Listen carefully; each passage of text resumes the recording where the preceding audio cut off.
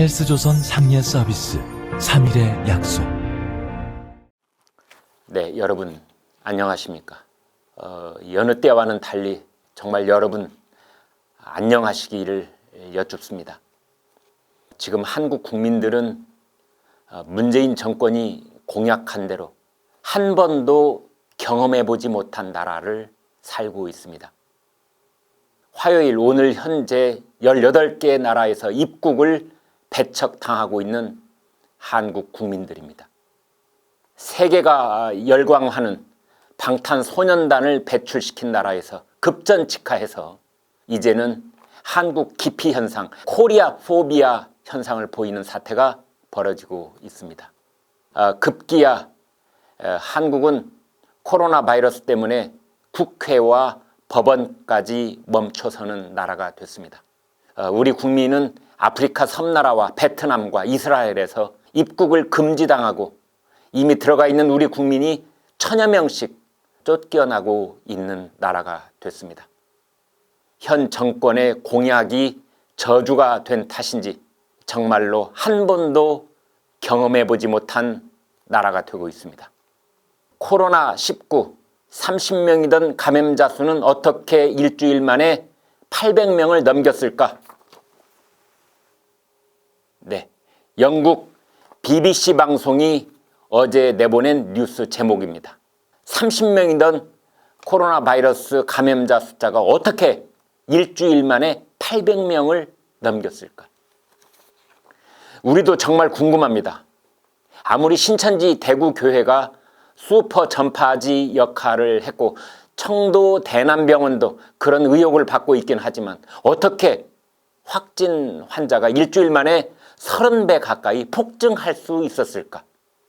여기서 도표를 하나 보여드리겠습니다. 우리 정부는 날짜별 확진자 수 추이를 도표로 보여드린 적이 없습니다. BBC 뉴스가 정리한 도표는 이렇습니다.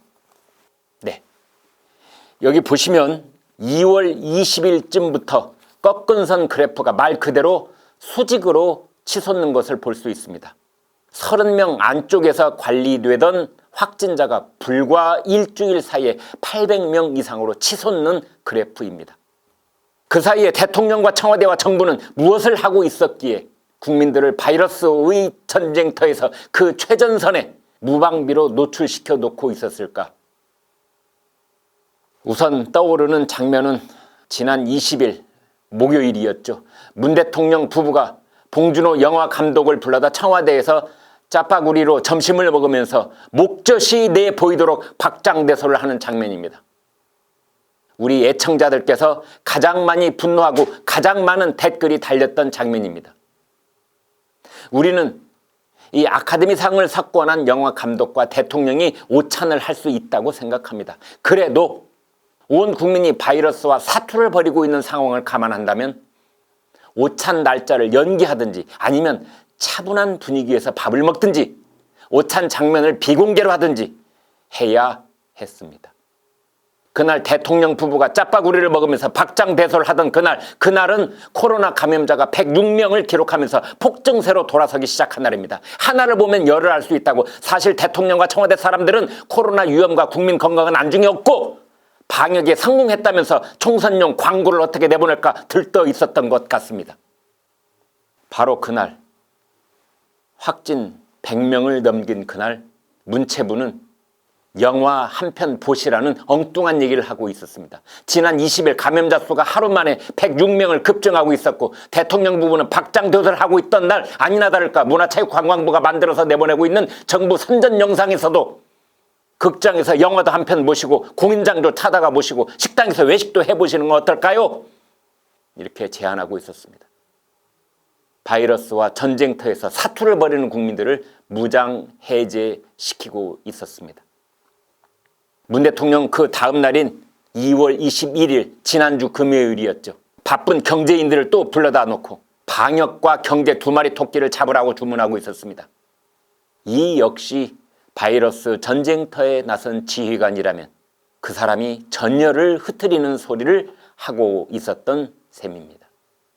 방역에 성공하면 경제는 저절로 정상을 찾아갈 수 있을 터인데 대통령이 성급하게 경제도 함께 잡으라고 주문을 한 것은 방역 전선에 올인하고 있었던 국가 인력과 에너지를 주춤하게 만든 것입니다.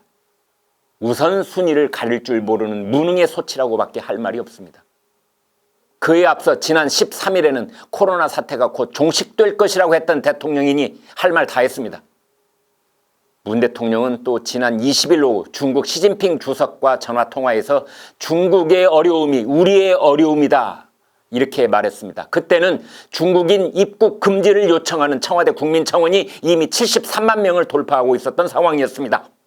세계적으로 봤을 때 한국, 이탈리아, 이란 이 세 나라에서 코로나19 확진자가 대확산 양상을 보이고 있는데요. 이 세 나라의 공통점은 바로 중국 경유자를 막지 않았다는 점입니다.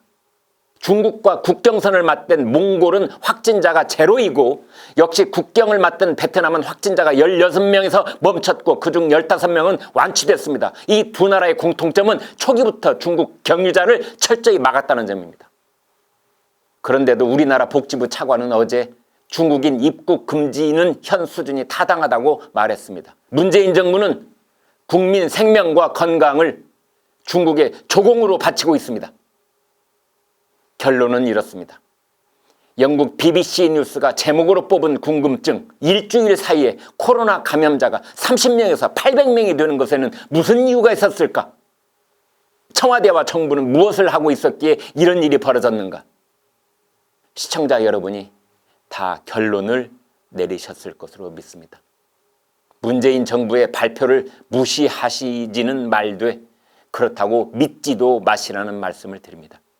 정부는 대구 경북에 최대한의 봉쇄 조치를 시행한다고 합니다. 정부가 나서기 전에 이미 대구 시민들과 국민들은 자발적으로 대구로 들어가고 나오는 이동을 자제하고 계십니다.